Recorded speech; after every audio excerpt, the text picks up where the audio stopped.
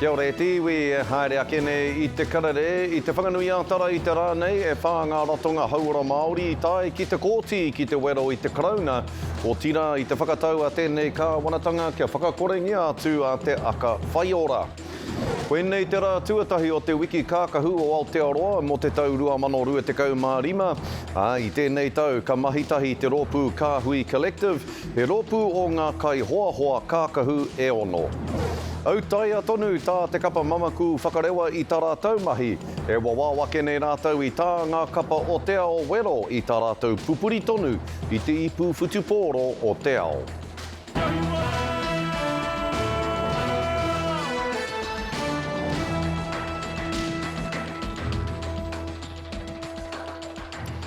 Nō reira kei ngā maere tūwao tēnā koutou katoa nau mai anō ki te karare. I te whanganui ātara I te rānei, ka tīmata te kōti teitei ki te whakarongo ki tētahi tuatahitanga mō Aotearoa I roto I ngā kōti o tēnei whenua. E whā ngā ratonga hauora Māori e wero ana I te karauna o tira I te whakatau a tēnei kāwanatanga kia whakakorengia atu a te aka whaiora.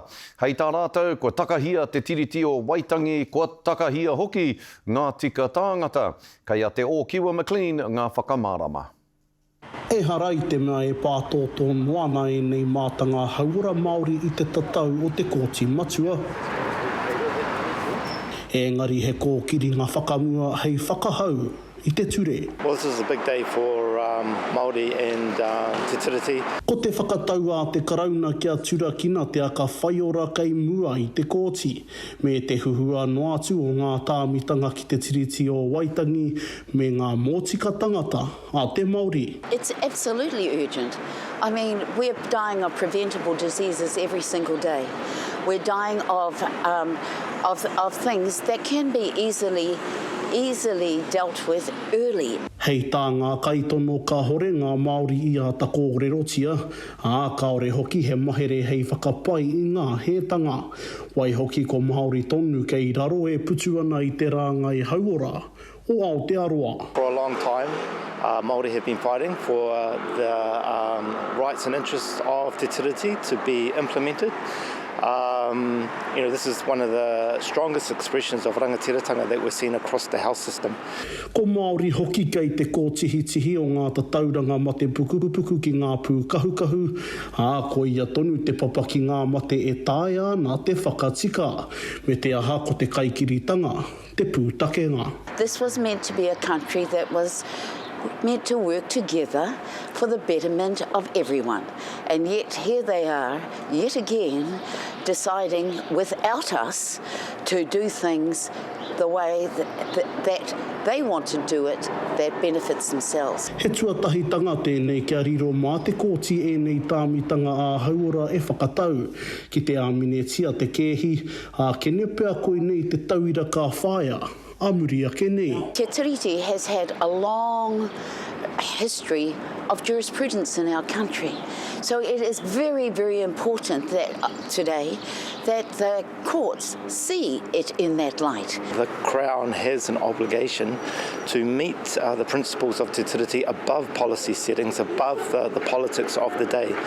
There is an obligation that they must implement Te Tiriti regardless of their philosophy, and that's something that we're here to fight for. He tuatahitanga tēnei e whakamātauria I te tika te ngoikore rānei o Te Tiriti, ka mutu he āhuatanga kua roa nei te iwi Māori, e tāri ana. Te o Kiwa McLean, te karere.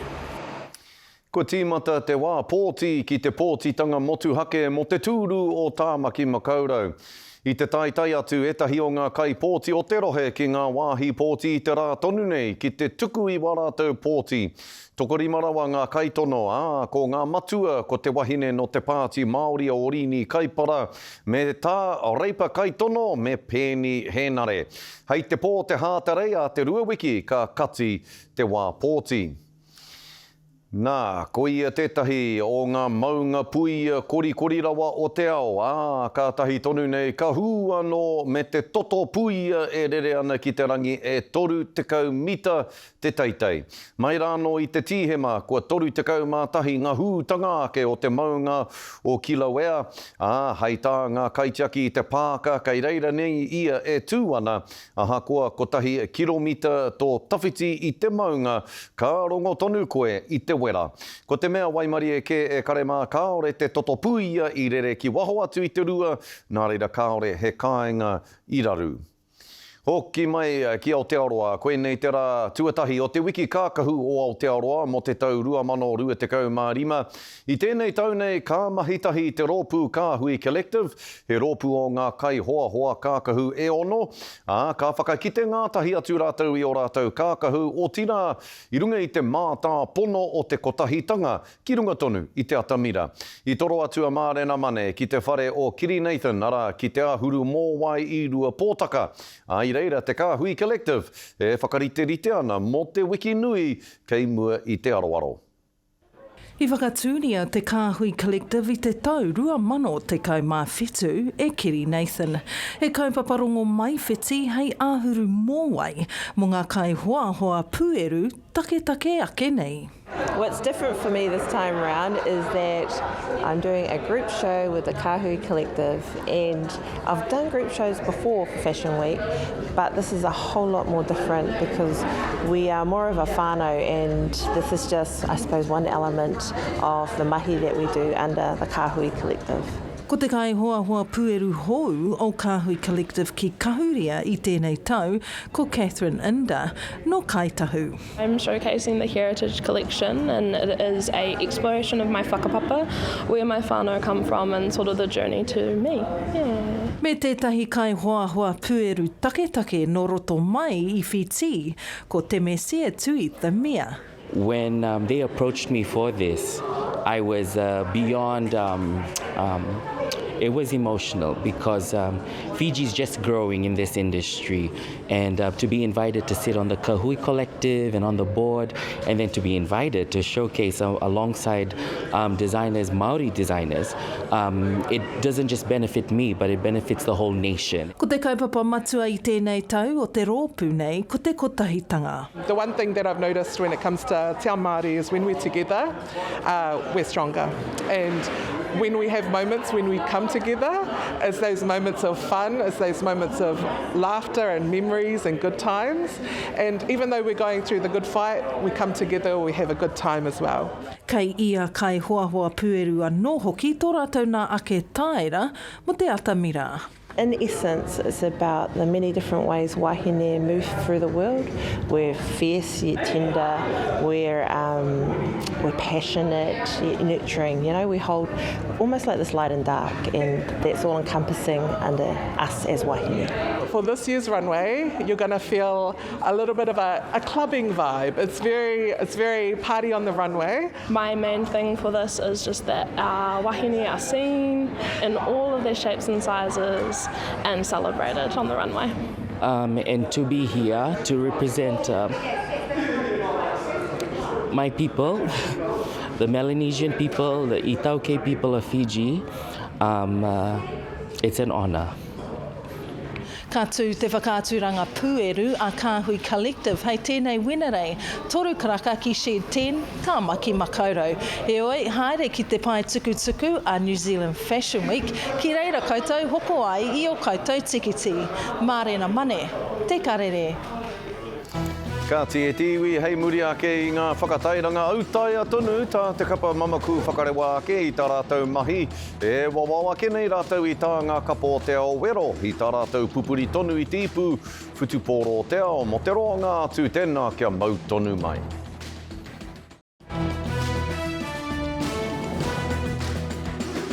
Hauraki mai anō ki te karere, au taia tonu tā te kapa mamaku whakarewa ake i tā rātou mahi e wawawa ke nei rātou i tā ngā kapa o te ao wero i tā rātou pupuri tonu i te ipu whutupōro o te ao. I hau kere rātou i a pāni ora 54 ki te waru i York, Ingarangi. He hitori i toko ake i a Portia Woodman Wycliffe whara i whaia i tana piro 21 ki roto i ngā whakataitai ipu o te ao, he taumata teitei hou.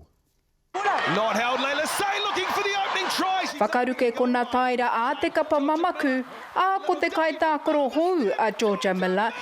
Welcome to the Rugby World Cup. I whakamiharo ai ia te piro tōtahi. Outside again on two for Georgia Miller. A iriro anō ia I tōna piro tuarua me he te. Got over, I was stoked. And then the second try, just got it out wide off the back of all the girls' hard work through the middle, so I was happy with that one. Ka tuarua tia e Portia Woodman Wycliffe. Gets it off to Woodman Wycliffe. Tōna inua ki nā puka hitori, ka piki ana piro ki te rua te kaumātahi. Hiui anō I pā mai te wero, I wharanui te waiwai o Kaipo Olsen Baker, a I kawea ia ki waho. Definitely we're going to go and reassess them and hopefully they'll be back on the field soon. Ka mōrea te wāhanga tuawha ki te kaumātoru noa na kai tākoro. It's happened quite often, we need to learn to play with players down and we practice that a bit. Hiui anō keihia mai. And she scores! I whaia ngā piro ērua ko Liana Mikaele Tu'u te taumata anitu. The probably cool thing for me was playing with 13 players for 30 minutes and the character they showed through that was pretty special. Aha koa nā wharanga I au māngia te kōkiri. You could really feel their aggression, their heart and their playing style. What a massive milestone. It's an incredibly proud moment for me and my whānau back home. Now we move on, business as usual, heading into Japan next week. Ka mārohirohi ki te pupuri tonu I te kapu o te ao. Lineni tu itupō, te karere. Aha koa te tūrakitanga o rātou e kawerau, e hia mō tonu ana te kapa whutupōro ko tiro o Rangitaiki I tō rātou ekenga ki te whiringa toa o te whakataetai JAB Under-12s o te moana a toi. Ko rātou te kapa ko tiro tuatahi rawa kia uru atu ki te whakataetai nei mai rā no I tōna o rokohanga ake. Ka mutu e rua noiho o rātou hingatanga I roto I tēnei tau tākaro. Piro atu. Piro mai.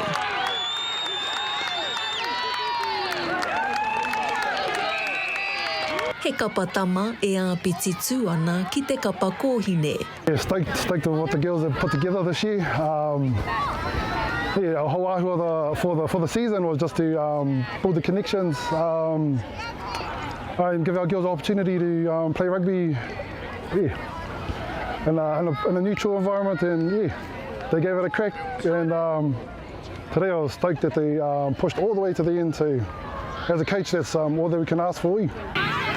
Parahuti ana te hārea kawerau, he piro ke te kai. For us, we were really happy that we got to play against Kawerau because they set the bar so high every week. Their scoring when they go and play other teams are just through the roof. So for us to have it quite close, we're just super proud, and the girls wouldn't have wanted to play anyone else in the finals. Aha koa ngā toanga karapi piti kua pahawai a Rangitaiki I tēnei tau, kaore tino tutuki I te rangi nei. He oi I rere tonu te wairua whakahihi. I think we did pretty good because, and we tried our best and we never stopped trying hard. We went into this, winning or not winning, the outcome for us is a huge win. The girls just blow us away week in, week out, and it's real emotional for us to know that our girls started from not even knowing how to play rugby to coming to the finals. Ko tōku tau tuatahi mō te whutupōro, he whai ki te tākoro me oku hoa. I whakatūhia te kapa o Rangitaiki kia whai wāhi atu ai te hunga kōhine ki te tākaro I te whakataetai ārohe nei. Ka mutu ko te kura huna o te kapa nei, ko tō rātau ahurea. Main thing for any team is the culture. If the team doesn't believe in your goals or where we're aiming, it's It makes it hard, but it was all our senior girls built the ahua. It really upped our confidence, I feel like, especially for the people who have only just started rugby, like me, with only 1 year of experience now. From when we first started, the girls sort of knew each other, but the bond throughout the season is what's created them, I reckon, their success, because they encourage each other, they love each other, and they're sisters. Ahakoa kua mutu te whakataetai a rohenei, he whakataetai a motu ke, kai te aruaro. We've got our all-girls rugby tournament in Wellington on the 10th of October to the 13th. So we'll get that out of the way, and then we'll start picking up bricks and start building for next year. Kua kaha nei te poipoi hia o rātau, e ngā kaiarahi o te kapa. Thank you, Uncle Chubb and Auntie Ihi, and all the other supporters behind the actual coaching and sponsors. You guys really guided us and helped us with our journey, and I feel like I've grown so much from just playing with some boys that always just hold the ball. So now. Thank you to our coaches who coached us throughout the season. I learned a lot of skills and learned actually how to play rugby. Thank you to Uncle Chubb, Auntie Ihi, and our beautiful black friend Auntie Kate for helping me grow my goal to become a big rugby player. E mori hi ana ngā toki whutu pōro o a pōpō. Wikitoria Day, Pukaia. Nō re tiwi, hei muri ake I ngā pānui hoko hoko, hei tānga manawa mō tātou I te rānei, ko te tau 25 o te koronei hana o te ariki nui, te atairangi kāhu.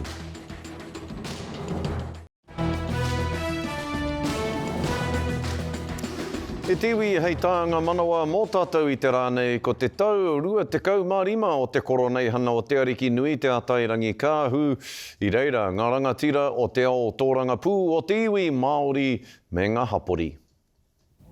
Tokorua anake ngā uri a kingi koroki, ko tūra raua kopiki. Te tau ono te kau maono te marama o haratua, ka pēhia ta motu ki ngā kapu o te pō, ki ngā roimata o te wā. Ko hinga te tuarima o ngā kiingi. I mua te kauinga ki ta maunga kōrero ngā ariki, ka puta te whakakotahitanga a ngā waka, kia tohua kōpiki hei reo mo tana pāpā, o tia hei pautoko manawa mo te ao Māori. Me hoki ake au ki roti te kaupapa I kōrero ngā e tana tupuna e pōtu tau. A koa miro whero, miro pango, miro mā, ko tahi toko hao. Titiru ake koe roto I tana 25 tau, waua karakatoa ko koeke. Te miro whero, te miro pango, te miro mā. 25 tau ko pahure ki tēnei rā. Hoi anō mō ngētehi ko tata pērā no tō rātou whaipiringa ki te mokopuna o te motu. Ko tēnei taku 20 mātahi o ngā tau e tāmai ana hau ki ngā rua wāhia nei. Taku tī matatanga I te tau tuarua. E ora tono nei te ngā kau mātua. No reira ka moe au I tō rātou taha I pare hauraki. I reira e rā wā e koro ngana ngā kōrero o te kingitanga ngā kōrero o ta motu.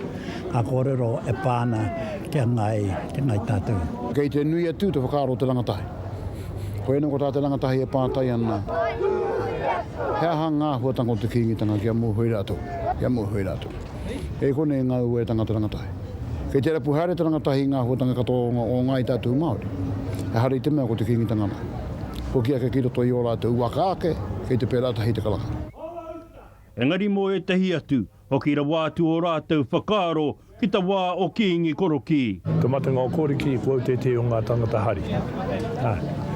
I runga I ngā waka, ka tahungia ko ngā waka, mā ngā waka e hari. Kua ta waka o toko mara. I raru ngā paukaranga me ngā whiua te hau kāinga, tūturu he kaitia ki noake te iwi o Tainui. Wēnei tā Tainui taumata. O Tainui te kaitia ki te tāngone, e hara kei hoki nā Tainui whakatū. Tāngone. Tūkua ki te motu katoa.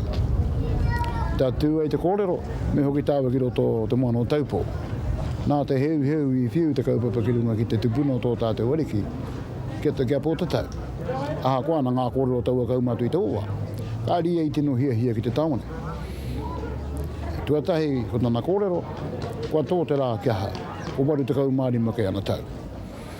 Koe anō I tiro hia I roto I ngā tātai, ngā rārangi tēnei ke ngā honongo tēnei koroua ki ngā waka katoa. Ko wei tuata. He whakaaronga ngā kau e kore kitea, engari he mui ngā whenua I kitea.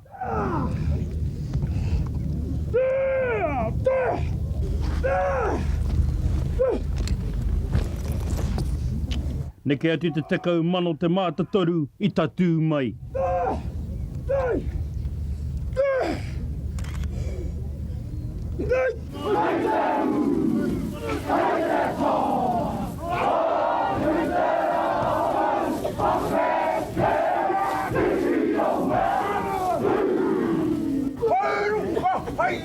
Tau atu ana ki runga I ngā ātā mirai hāngaia mō ngā iwi o te ao, ko tahi anō te kōrero I rongohia.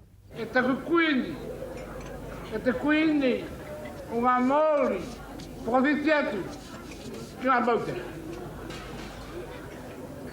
Ke tikai, hara mai tēnei kuini, hoki atu I te ara kuini. Ka mata papare mai ki te pirau o tōkonauna.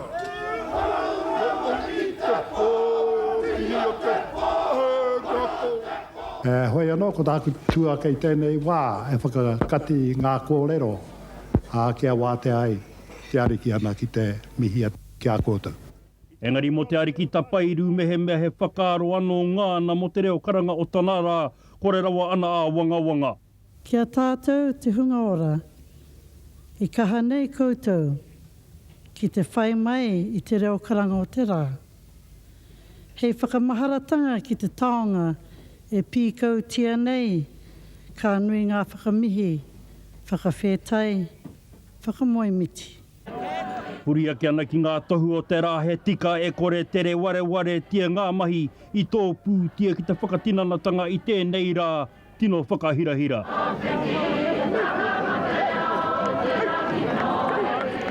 Moari Stafford, te karere. Tā ngā manawa ake nei nera e karea mā. He whai ake nei e tiwi ko ngā tohu huarere.